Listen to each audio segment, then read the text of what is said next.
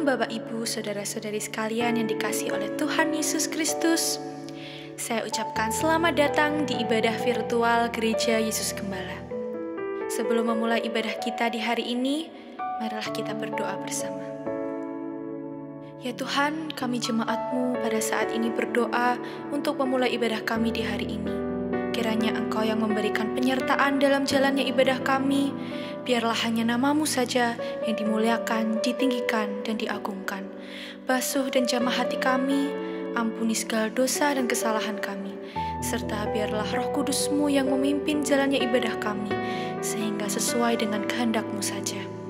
Terima kasih ya Bapa, hanya di dalam nama Tuhan Yesus Kristus kami berdoa dan mengucap syukur. Haleluya, amin.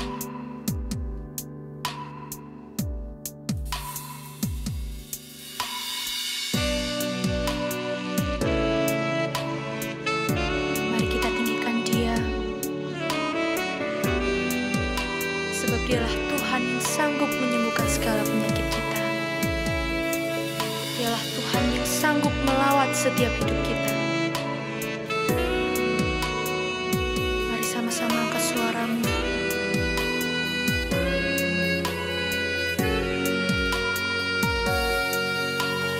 Yesus datang di hidupku.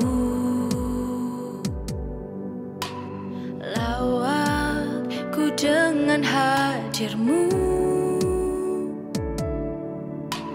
jamah roh dan hatiku, sembuhlah diriku. Yesus datang di hidupku.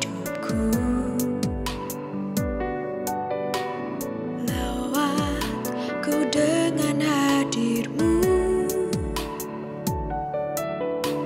jamah roh dan hatiku,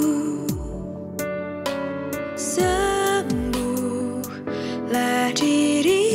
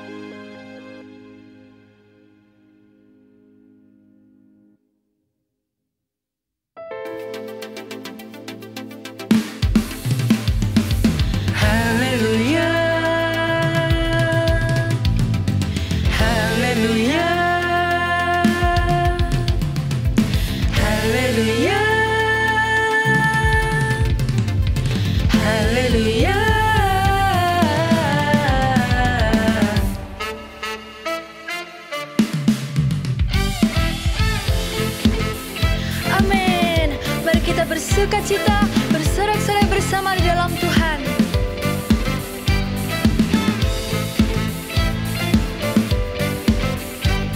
Mari sama-sama katakan.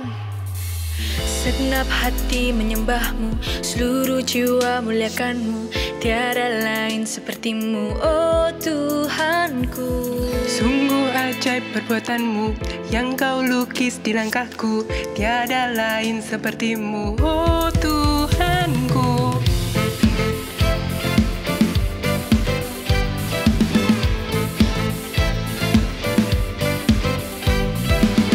Segenap hati menyembahmu, seluruh jiwa muliakanmu, tiada lain sepertimu, oh Tuhanku. Sungguh ajaib perbuatanmu, yang kau lukis di langkahku, tiada lain sepertimu, oh Tuhanku. Haleluya, haleluya, haleluya, Haleluya, haleluya. haleluya.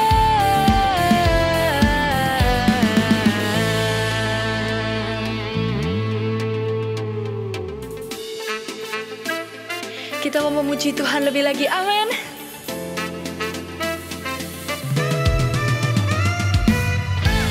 Mari sama-sama angkat tanganmu, mari angkat suaramu. Kita mau bermazmur lebih lagi bagi Dia.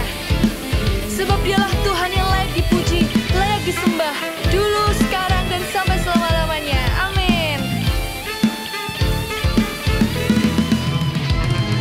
Kau Tuhan layak untuk disembah, dulu, sekarang, sampai selamanya. Kau Tuhan layak untuk disembah, dulu, sekarang, sampai selamanya. Haleluya, haleluya, haleluya, haleluya, haleluya, haleluya, haleluya, haleluya,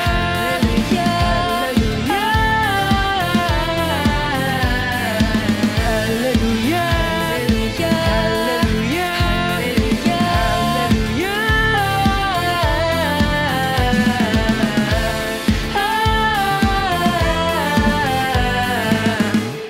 Mari sama-sama katakan. haleluya.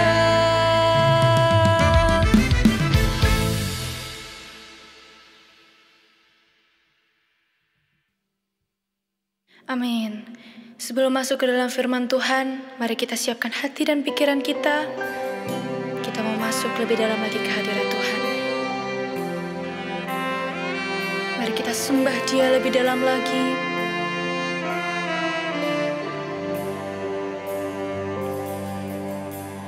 Roh Kudus berdoa bagiku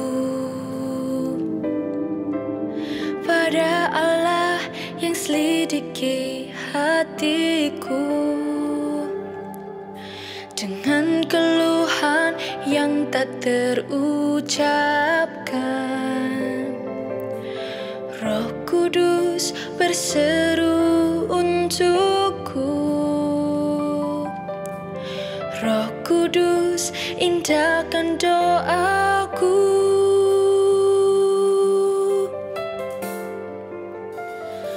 Ku tahu Allahku turut bekerja di dalam segala perkara untuk mendatangkan kebaikan di hidupku.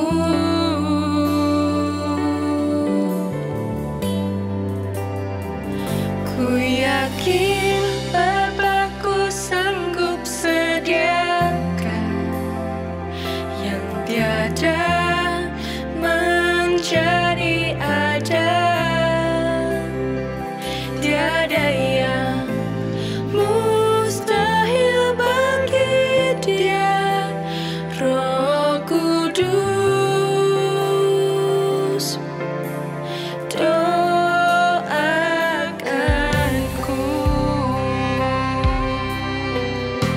Mari dengan segenap hatimu, mari kita pujikan pujian ini bersama. Mari bawa sembah dan syukurmu ke hadapan Tuhan.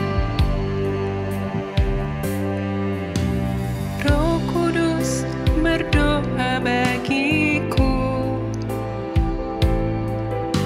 pada Allah yang selidiki hatiku dengan keluhan yang tak terucapkan. Roh Kudus berseru untukku. Roh Kudus hindarkan doaku.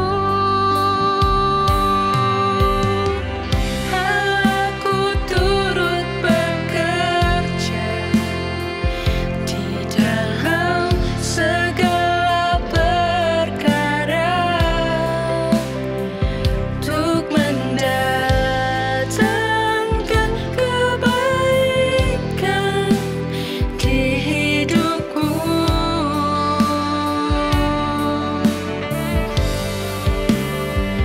Ku yakin Bapa-Ku sanggup sediakan yang tiada menjadi ada.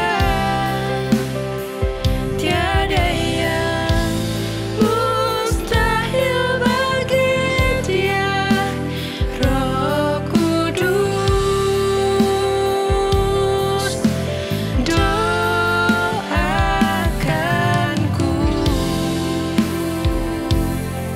Kami memuji-Mu, segala sembah, kemuliaan, hosana bagi nama-Mu, Allah yang kudus.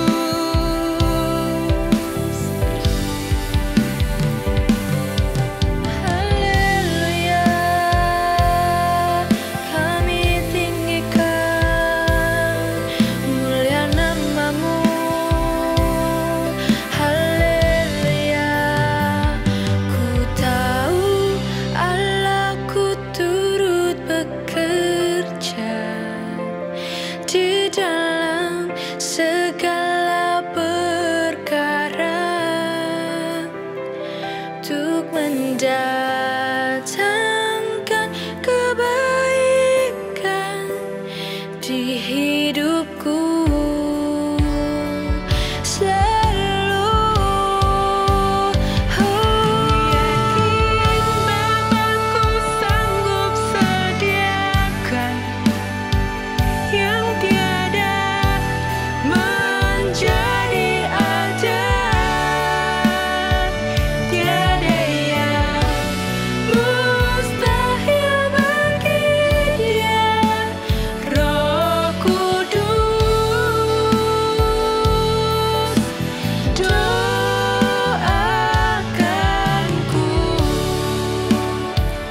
Tiada yang mustahil bagi Dia.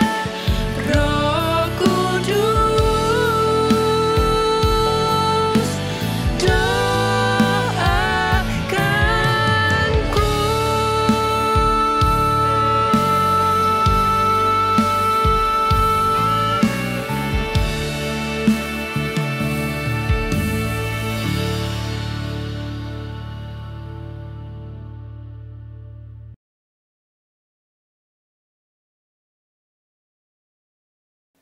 Shalom Bapak Ibu Saudara sekalian, selamat datang di ibadah virtual Gereja Yesus Gembala. Di bulan April ini kita punya satu tema, yaitu belajar untuk berkorban. Di mana dalam kehidupan kita, mari kita meneladani Yesus yang mengorbankan hidupnya, sehingga saat kita meneladani hidup Yesus, kita ini dibebaskan di dalam berkorban, sehingga kita menerima berkat-berkat rohaninya. Mari kita siapkan hati kita untuk kita berdoa. Kita teduhkan hati kita. Bapa, terima kasih untuk kesempatan kali ini. Kami percaya bahwa kasih-Mu menaungi kami. Bahwa setiap apa yang kami pelajari pada kesempatan kali ini, kami tahu Engkau yang mengajar kami, Tuhan. Berkati hamba-Mu dalam keterbatasannya, biarlah hamba-Mu ini Engkau pakai. Berkati setiap umat-Mu, dengan hati seperti tanah yang subur, sehingga benih firman-Mu jatuh dalam tanah hati kami, akan berbuah berkali-kali lipat dalam setiap perbuatan kami. Dalam nama Tuhan Yesus Kristus kami siap sambut firman-Mu. Semua yang percaya katakan haleluya, amin. Bapak Ibu Saudara, menarik sekali di bulan April ini kita punya satu tema, yaitu belajar untuk berkorban. Kenapa kita harus belajar untuk berkorban? Karena berkorban itu artinya memberikan apa yang harusnya kita bisa nikmati. Kita belajar untuk kita bisa berikan kepada orang lain, juga kepada Tuhan. Dan saya ingin punya satu tema di kesempatan kali ini adalah berkat di dalam berkorban. Diambil dari 2 Korintus pasal yang ke-9 ayat yang ke-6 sampai ke-8. Dikatakan demikian, camkanlah ini, orang yang menabur sedikit akan menuai sedikit juga, dan orang yang menabur banyak akan menuai banyak juga. Hendaklah masing-masing memberikan menurut kerelaan hatinya, jangan dengan sedih hati atau karena paksaan. Sebab Allah mengasihi orang yang memberi dengan sukacita. Dan Allah sanggup melimpahkan segala kasih karunia kepada kamu, supaya kamu senantiasa berkecukupan di dalam segala sesuatu, dan malah berkelebihan di berbagai kebajikan. Bapak Ibu, saya menarik sekali saat Rasul Paulus menuliskan bahwa di 2 Korintus pasal 9 ayat 1 itu judul perikopnya adalah pengumpulan uang untuk Yerusalem. Di sini Paulus mengatakan bahwa orang-orang di Korintus itu menarik sekali, mereka bersedia untuk memberikan apa yang mereka miliki, mereka bersedia untuk mendonasikan sebagian dari yang mereka punya untuk pembangunan di Yerusalem. Bapak Ibu Saudara, di sini adalah sikap yang mau berkorban yang dipuji oleh Paulus. Bahkan sikap orang Korintus ini menjadi sebuah sikap yang dikatakan oleh Paulus sebagai pionir atau sebagai yang utama, dan kemudian menjadi contoh bagi jemaat di Akhaya dan Makedonia. Di sini kita lihat bahwa orang Korintus itu mirip dengan orang modern zaman sekarang. Orang Korintus itu hidupnya adalah di masa-masa perdagangan.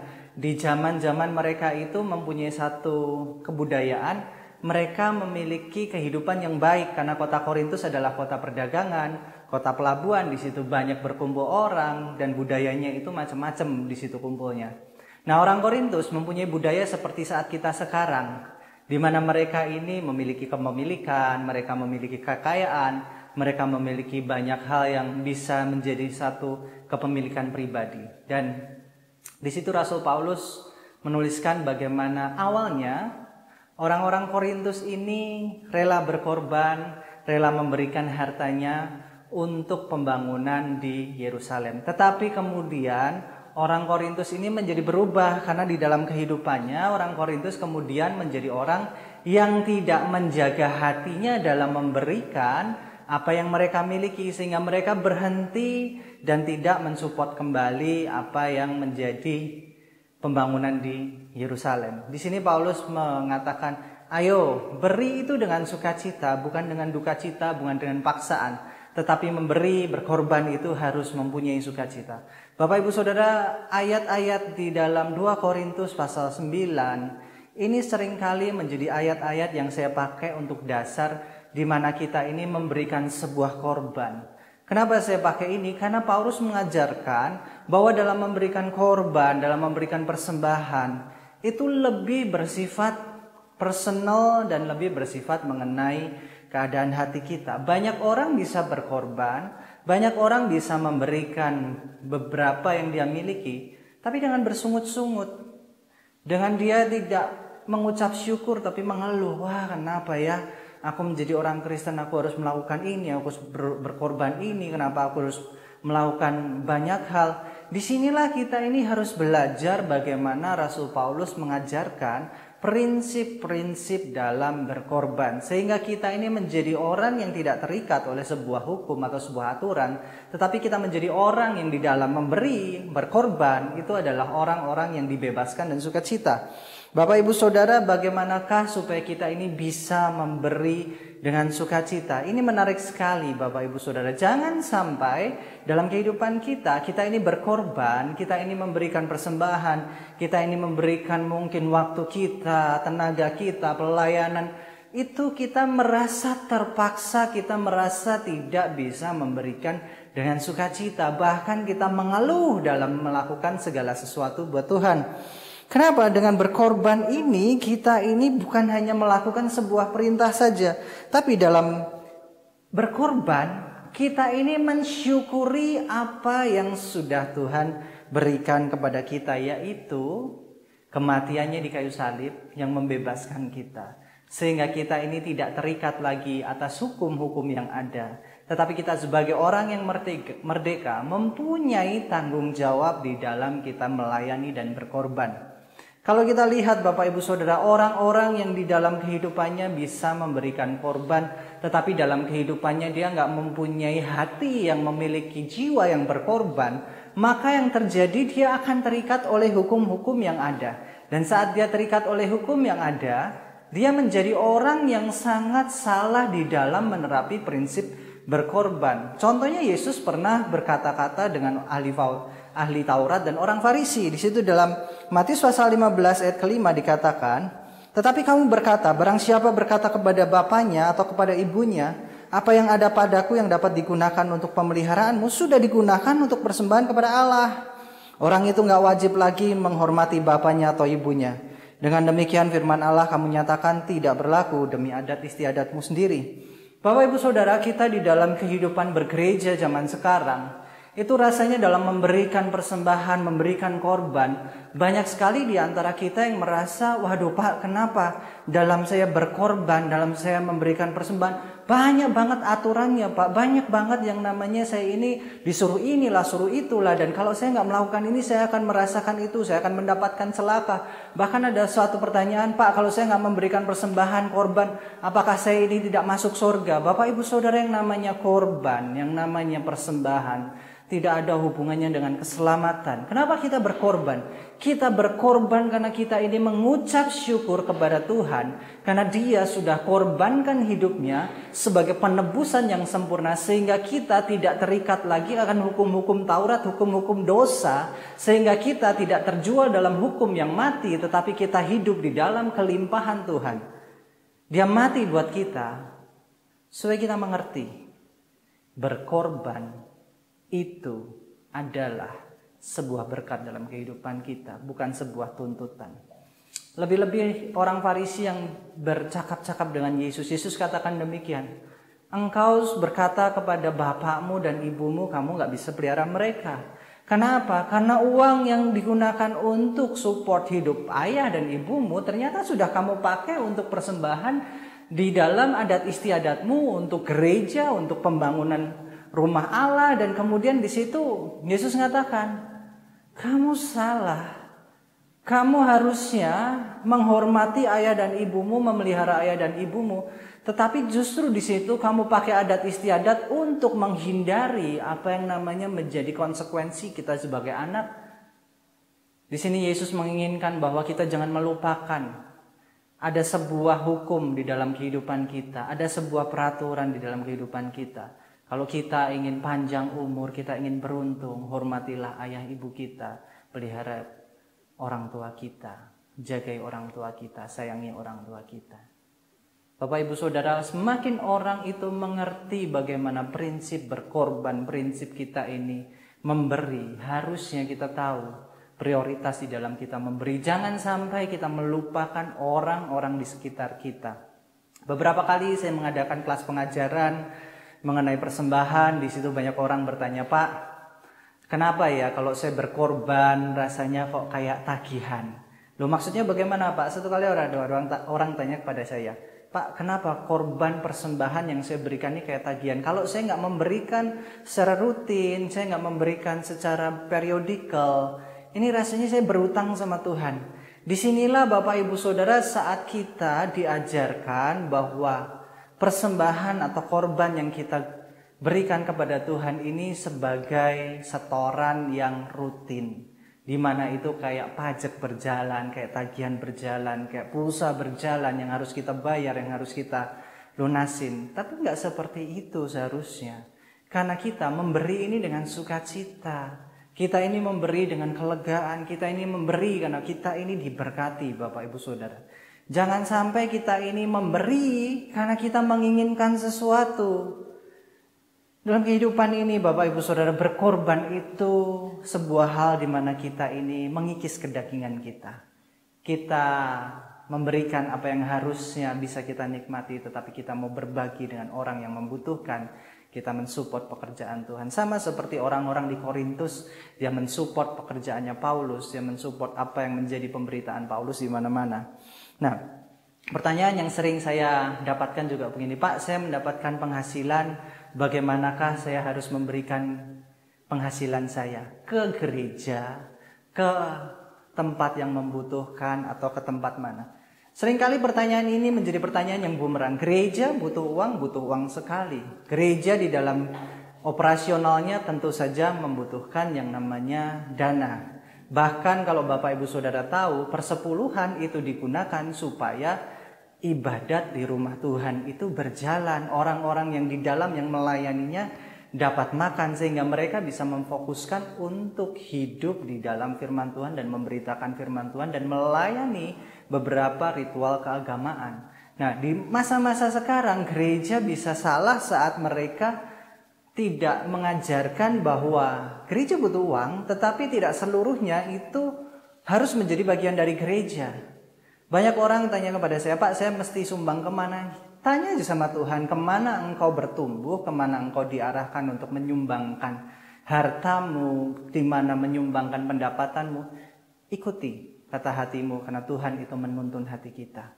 Tentu saja berdoa dulu, tentu saja kita mempertimbangkan. Banyak orang zaman sekarang bisa ada di dalam gereja, bisa mendengarkan pengajaran di dalam gereja, tetapi dia tidak percaya sama gerejanya dalam mengelola keuangan. Hal ini yang menjadi perbincangan atau menjadikan sebuah hal yang kita mesti belajar. Kenapa orang di dalam gereja bisa tidak percaya kepada pengelolaan keuangan gereja?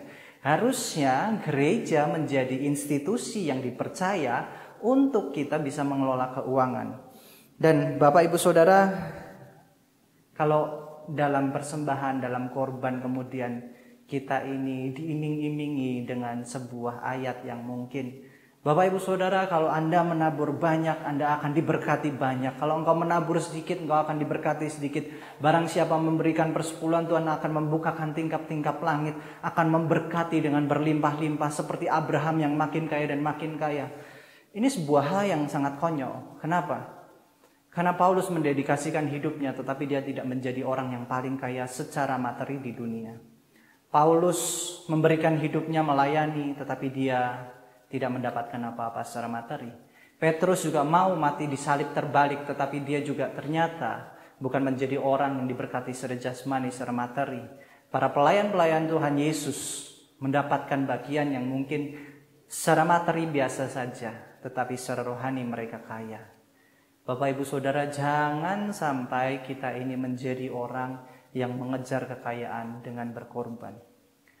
Banyak orang membawakan untuk Perjanjian Lama, hukum Taurat, persembahan, persepuluhan, buah sulung, dan lain-lain. Buat kita itu sudah gak berlaku.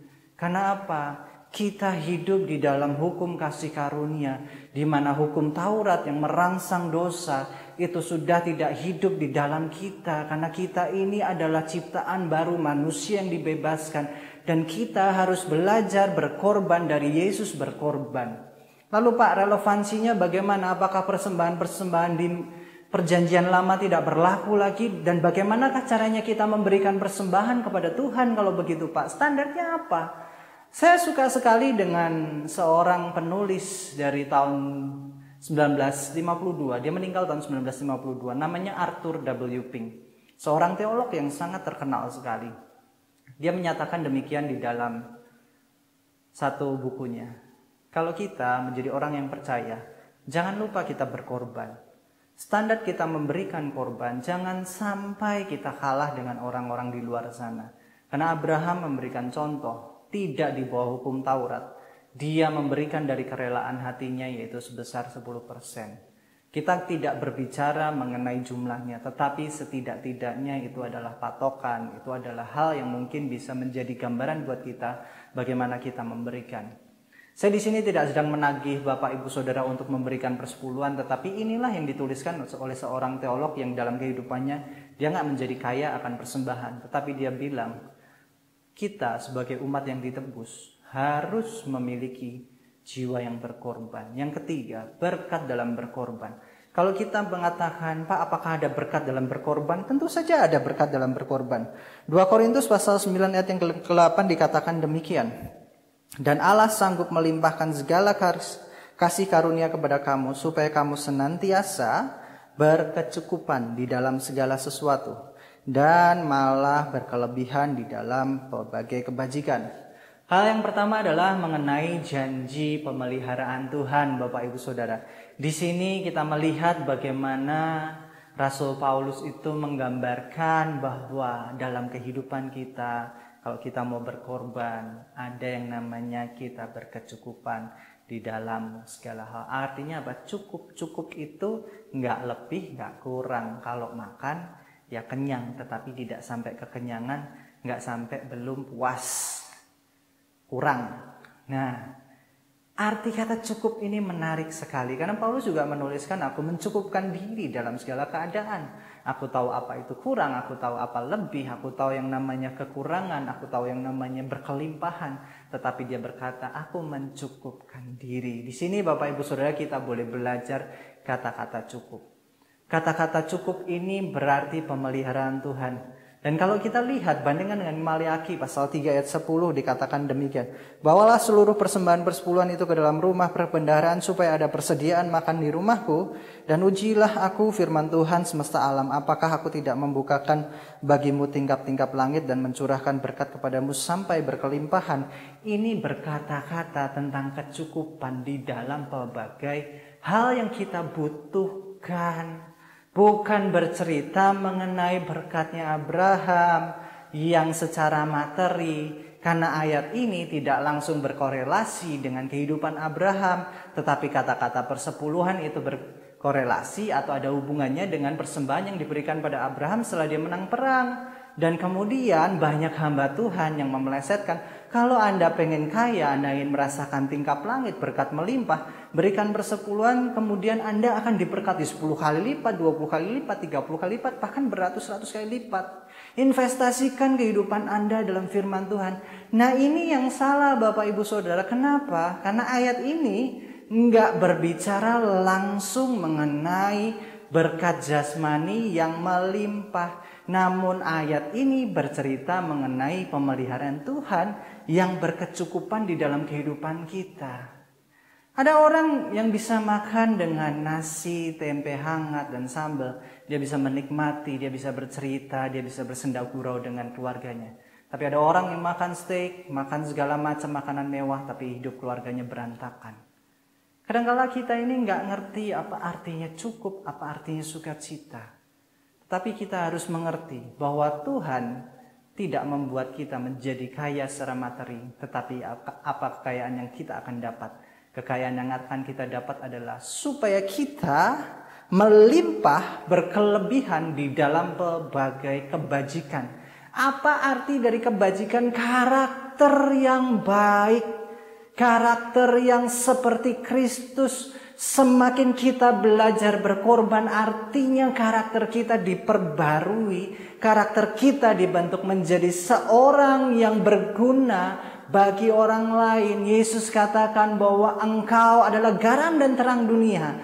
Artinya kita ini harus menjadi orang yang penuh dan berlimpah dengan berbagai karakter yang baik sehingga kita ini jadi berkat bagi orang. Bagaimana caranya kita jadi berkat kalau kita nggak mau berkorban, kita nggak mau melakukan tindakan untuk orang lain. Disinilah kita harus belajar apa itu berkorban. Berkat dalam berkorban adalah semakin kita memberikan hidup kita, semakin kita dipelihara sama Tuhan, semakin kita tidak egois, semakin ada karakter Kristus, semakin ada karakter Kristus, semakin kita jadi berkat dan kita merasakan berkat pemeliharaan Tuhan. Sebagai kesimpulan Bapak Ibu Saudara dikatakan demikian, berkorban membawa kita mengenal penyertaan dan pemeliharaan Tuhan serta pembentukan karakter Kristus di dalam hidup ini. Semakin kita berkorban, semakin kita mengenal Kristus. Kristus mati buat kita supaya kita hidup ini dipulihkan. Hidup ini berguna, hidup ini menjadi berkat. Mari kita berdoa untuk firman Tuhan ini. Bapak, terima kasih untuk kesempatan kali ini. Kami berdoa biarlah setiap firman-Mu, setiap apa yang hamba-Mu bicarakan menjadi hal yang memberkati kami. Kami tahu berkorban itu artinya setiap kami belajar menjadi seperti Kristus. Kami mengorbankan apa yang kami miliki untuk menjadi berkat bagi orang lain. Berkati kami yang seringkali salah mengartikan berkorban. Biarlah kami ini boleh sukacita dalam memberikan apa yang kami miliki, menolong orang lain, baik dalam waktu kami, dalam setiap apa yang kami miliki, apapun yang kami bisa lakukan. Terima kasih Tuhan, sebentar kami akan berpisah. Biarlah Engkau yang memberkati, menolong kami. Mari kita angkat tangan di hadapan Tuhan, kita aminkan doa berkat ini. Murid-murid Yesus Gembala, terimalah berkat jasmani, jiwani dalam roh dan rohani dalam keluargamu, pekerjaanmu, studimu, pelayananmu, dan komunitasmu. Diberkatilah engkau dengan kehidupan kekal, diberkatilah engkau dengan hikmat ilahi, diberkatilah engkau dengan kekuatan dan pengharapan kekal. Diberkatilah engkau dengan kekayaan dan kemuliaan Allah, diberkatilah engkau selalu dalam damai sejahtera dan sukacita. Diberkatilah engkau dalam terang kasih dan iman sejati, Dialah Tuhan yang tidak berubah sekarang dan selamanya, yang menghadapkan wajahnya padamu dan menyertai engkau selamanya untuk memberitakan kabar baik sampai ke ujung dunia. Saudara-saudara yang Tuhan Yesus kasihi, pulanglah, terimalah berkat anugerah pemeliharaan kekal dari Allah Bapa, berkat rahmat pemulihan dari Tuhan Yesus Kristus, berkat pertolongan dan menghiburan kekal dari Allah Roh Kudus dalam kehidupanmu dari sekarang sampai Maranatha. Tuhan Yesus datang 2 kali di dalam kemuliaan. Semua yang percaya katakan haleluya, amin. Bapak Ibu Saudara, biarlah di dalam kehidupan kita jangan lupa kita berkorban. Itu bukan untuk kita mencari keselamatan, bukan supaya kita masuk surga, tetapi berkorban untuk meneladani Kristus yang mati di kayu salib dan jadi berkat bagi orang sekitar kita. Tuhan Yesus memberkati, sampai ketemu di ibadah selanjutnya.